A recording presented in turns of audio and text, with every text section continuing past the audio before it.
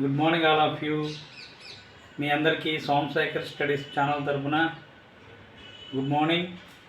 మరి ముఖ్యంగా ఈరోజు ఒక అప్డేట్ ఏంటంటే, ఇప్పుడే నా సెల్ ఫోన్కి స్కోర్ కార్డ్ని అప్డేట్ చేసుకోమని, ఒకసారి చూసుకోమని, వెరిఫై చేసుకోమని మెసేజ్ వచ్చిందండి. 12:12 వచ్చింది.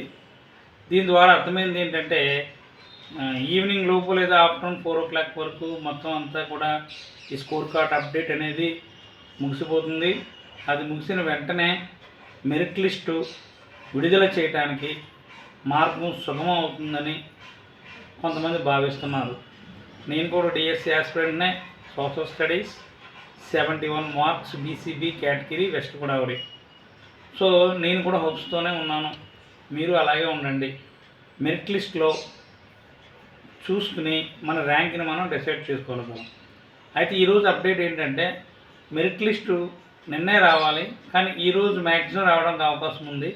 మరి లేట్ అవ్వడం కారణాలు ఏంటంటే మనం ఒకసారి ఆలోచించినట్లయితే, మరి ముఖ్యంగా ఈ స్కోర్ కార్డులో ఇంగ్లీషు, తెలుగు, ఇంగ్లీషు, సోషల్ ఉన్న సబ్జెక్టుల వారికి టెట్ స్కోరు రెండింటికి, అంటే 2 సబ్జెక్టులకి ఒకే టెట్ స్కోర్ యాడ్ చేయడం జరిగిందండి.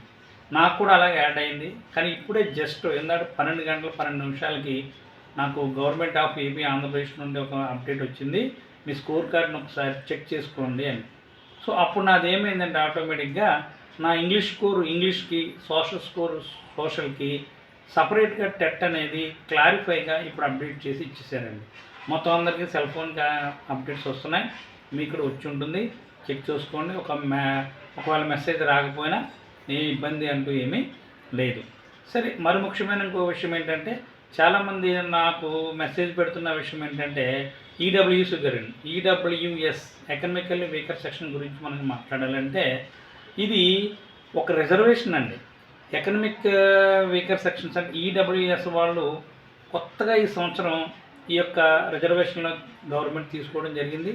అయితే ఈ ఈడబ్ల్యూఎస్ అనేది చాలామంది డౌట్ ఏంటంటే, ఈడబ్ల్యూఎస్ వాళ్ళకి ఓపెన్లోకి వెళ్ళొచ్చా అని.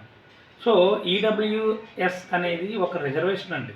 ఈడబ్ల్యూఎస్ ఒక రిజర్వేషన్ అయినప్పుడు వాళ్ళు మంచి స్కోర్ కనుక 80+ కనుక, అది ఏ సబ్జెక్ట్ అవునాయి, ఏ యొక్క అసిస్టెంట్ అవునాయి, తెలుగు అవునాయి, ఏదవునాయి, ఒక గుడ్ స్కోర్లో కనుక వాళ్ళు ఉన్నట్లయితే, ఒక హై స్కోర్లో కనుక ఉన్నట్లయితే వాళ్ళు ఖచ్చితంగా ఓపెన్లోకి వెళ్తారండి.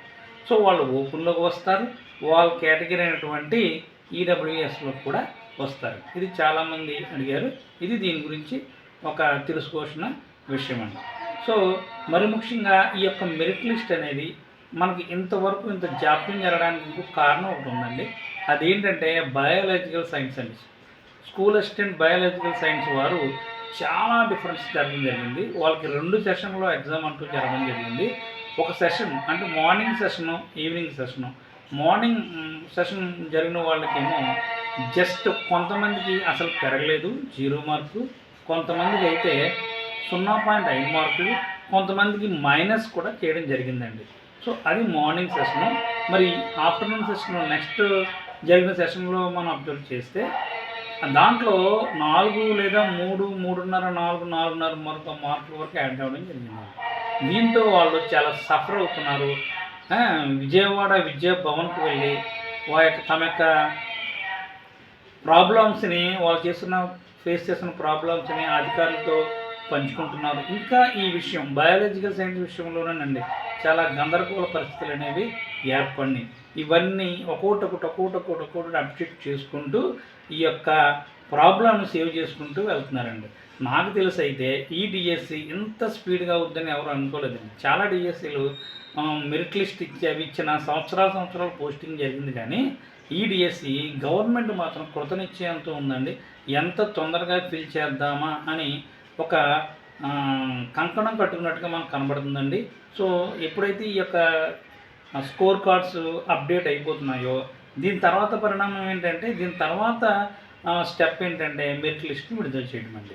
మెరిట్ లిస్ట్ ఎప్పుడైతే విడుదలైందో తర్వాత సెలక్షన్ లిస్ట్ రావడానికి ఎక్కువ అవకాశాలు వెంటనే ఉంటాయండి. ఎందుకంటే ఇదంతా ఏఏ జనరేటెడ్, అంత కంప్యూటర్ బేస్డ్ కాబట్టి జస్ట్ ఒక పూట 1 అవర్లోనే మొత్తం డేటానంతా కూడా సేవ్ చేసి మెరిట్ లిస్ట్ ద్వారా సెలక్షన్ లిస్ట్ ఇవ్వడానికి అవకాశం అనేది ఉంటుందండి. సో మెరిట్ లిస్ట్లో చాలామంది ఇంకో విషయం ఏంటంటే చాలామంది భయపడుతున్నారండి. భయపడాల్సిన పనే లేదండి. సో ఎందుకంటే రిజర్వేషన్ పాయింట్స్ దగ్గరికి వచ్చేసరికి ఖచ్చితంగా జాబ్ తగ్గొచ్చండి. సో ఓపెన్ కట్ ఆఫ్ అనేది మరీ హైగా వెళ్ళిపోదు. కొన్ని సబ్జెక్టులకి కొంచెం ఎక్కువగా ఉన్నా కొన్ని సబ్జెక్టులకి అసలు లేదండి.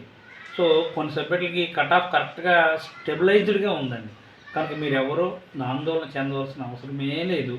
మ్యాక్సిమం ఒక ఎడ్జ్లో ఉన్న వాళ్ళు కూడా అవకాశాలు ఉండే ఛాన్సెస్ కూడా ఉన్నాయండి. 65 అబవ్ ఉన్నా పర్వాలేదు, మీరు గెయిన్ చేయగలరు. 70+ ఉన్నా ఇంకా సూపరు. 75 ఉంటే హ్యాపీగా ఉండొచ్చు. అది స్కూల్ స్టెంట్ అయినా ఇంకోటైనా. సో ఇది జిల్లాను బట్టి వారికి ఉండే మార్కులను బట్టి వారికి ఉండే పోస్టులను బట్టి మారుతూ ఉంటుందండి. నేను ఒక వీడియో చేసేది చూడండి. సో ఏ కేటగిరీకి ఎన్ని మార్కులు వస్తాయి, ఏ కేటగిరీకి ఎంత పర్సంటేజ్ ఇస్తారు, ఎస్సీకి ఎంత, బీసీకి ఎంత, ఇవన్నీ విపులంగా మన యొక్క ఛానల్లో ఉంది. ఒకసారి మీరు దాన్ని చూస్తే మీకు దాని యొక్క వివరణ అనేది తెలుస్తుందండి. హారిజాంటల్ రిజర్వేషన్ అంటే ఏంటి, హారిజాంటల్ ఎవరెవరిని వాళ్ళు రిక్రూట్ చేస్తారు, ఎవరెవరికి రిజర్వేషన్ ఇస్తారు, వెర్టికల్ అంటే ఏంటి, దాని పర్సంటేజ్ ఎంత, టోటల్ ఎంత, ఇదంతా క్లియర్గా మన ప్రీవియస్ వీడియోలో నిన్నటి వీడియోలో చేశాను. ఒకసారి మీరు దాంట్లోకి వెళ్ళి అబ్జర్వ్ చేయండి. మరి ముఖ్యంగా ఈ యొక్క మెరిట్ లిస్ట్ని బట్టి మనం ఎక్కడున్నాం, మన పొజిషన్ ఏంటి, మన టాప్ పొజిషన్లో ఉన్నామా అనేది ఈజీగా క్యాలిక్యులేట్ చేయడం జరుగుతుంది. మెరిట్ లిస్ట్ లాగానే అన్ని యూట్యూబ్ ఛానళ్ళు కూడా మ్యాక్సిమం ఈవినింగ్ కల్లా మీకు కట్ ఆఫ్ అనేది కట్టేస్తాయండి. సో మ్యాక్సిమం నేను అనుకోవడం అయితే పెద్ద కట్ ఆఫ్లు వెళ్ళవు. సో హ్యాపీగా మీరు ఉండొచ్చు. మీ యొక్క ఎవరైతే 60 దాటిన వాళ్ళు కూడా కొన్ని కేటగిరీలో అయితే హ్యాపీగా పోస్ట్ వచ్చే అవకాశం ఉందండి.